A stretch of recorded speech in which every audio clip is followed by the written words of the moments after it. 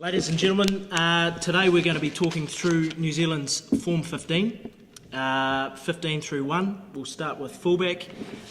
Just a couple of rules for the day.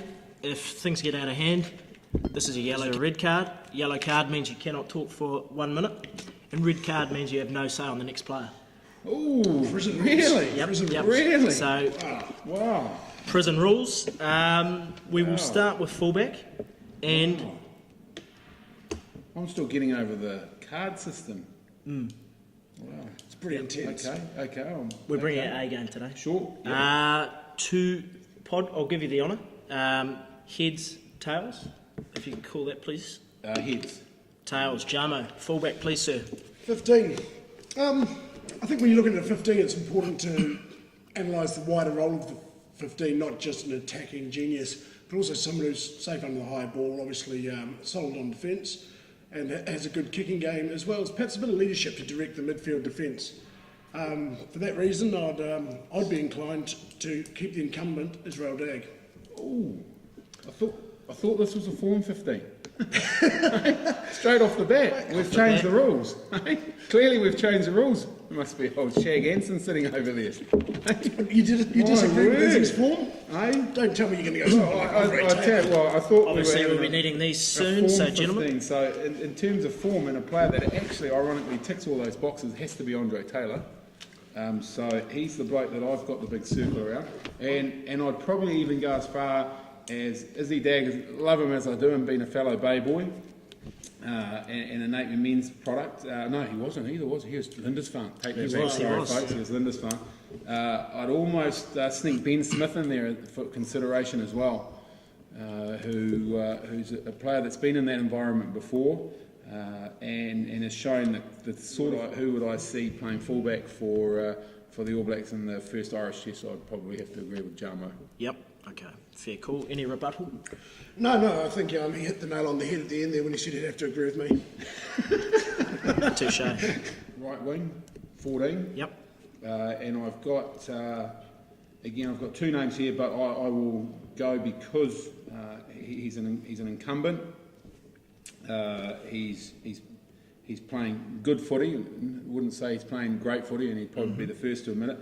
But good enough footy, given the form of fellow Rugby World Cup winning All Blacks. He's probably performing above average. So hard to go past Corey Jones for that right wing. Yeah, I'd have to agree with Pot on that one, Sam. The thing with right wing I found when I was going through the players is there's an abundance of talent and guys in form. You've got Tim Nino-Williams, you've got the ever-reliable Sean Maitland, and the young Wellington guy, Julian Sevilla, all playing well, but alluding to what I said in regards to my back three being a solid unit, then it'd have to be CJ, yeah. Right, CJ it is. Jarmo. I'm going to jump across to the other side onto left wing, just while we're talking outside backs. Yep. And a lot's been said about the guy, but I think the form of Zach Guildford's been absolutely outstanding, and there wouldn't be a coach in the world that wouldn't want his hunger, enthusiasm and newfound commitment in that 11 shirt.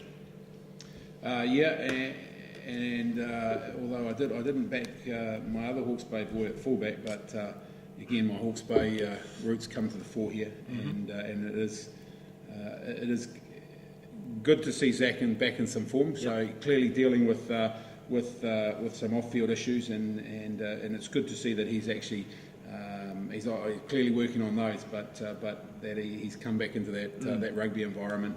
And that's where he's at his most comfortable. Yep. And so we've got Taylor, CJ and Guildford at the back, eh? Is that it? Is that locked in?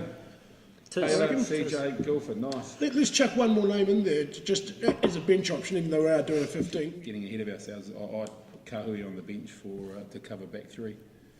Yeah. But we can argue about him being a 13. Touche. Centre. Yeah, It's your turn.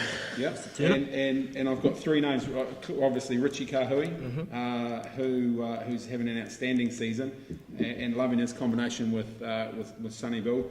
And I think one of the things that I think flies under the radar in terms of Richie Kahui's strengths is I think he's the best spot tackler in the game. Conrad Smith, and I've got the captain C around Conrad Smith. And that might be my an influencer in terms of why I would have Smith ahead of Kahui, and also a player showing very impressive form, Robbie Fruin. Yeah, I mean, they're obviously a big three in the centres. For me, Fruin's still in that same category as perhaps Jose Aguirre or even Julian Sevilla. Yep. A few things to work on. Yep. Obviously, there's shoulder defence. Once the defence gets side onto him, he's in a bit of trouble still. They showed that in the game against the Waratahs when Adam Ashley Cooper just went round like he wasn't there. And huge fan of Conrad Smith, what he brings to the team and leadership, the way he has for a number of seasons made sure Mars on his inside shoulder and the wings on his outside shoulder is it's pretty hard to go past. And then as you say, that frees up Cax for the bench. Yep. So yeah, I'd have to go the snake and armband. Well, I'll reserve judgment on that just yet, but definitely put the 13 on his back to start with. It is 12. 12, the most important position on the field in my books. Well, it was when I was playing. Again, there's a girth of talent through that area. I'd be inclined to go Sonny Bill Williams. If you've got a mastermind outside him like Conrad Smith, he could get rid of any uncertainties that may be in Sonny Bill's mind around the breakdown area, the second man to contact sort of situation. So SBW for me, obviously his attacking stuff's awesome. Quick question. Go on. Were you tight head or loose head second five? Loose head second five. Okay, thank you. And also, just off the back of the Sonny Bill... Most of the time they had 21 on the back as well, not 12. Fair call. But I'm the same as you, Jarmo. I've never been a hater of SBW, and it's very pleasing to sit back and watch his development. And he's a guy that hasn't been playing the game that long, and week in, week out, he just gets better and better. I think he's got certain physical attributes that are just almost like a genetic lottery, so... Do you think he's sexy? Wow, he's not tough to look at, is he? Pretty tough to tackle, isn't he? Better stay off there. You got the high octane there, fella. Pod reached Not that I'm wrote that on not my comfortable with my sexuality, but... Pod said I've got an image to uphold. Can you please say this? So thanks for stepping on my head while I'm drowning. There you go. Thank you. Where 10. are we?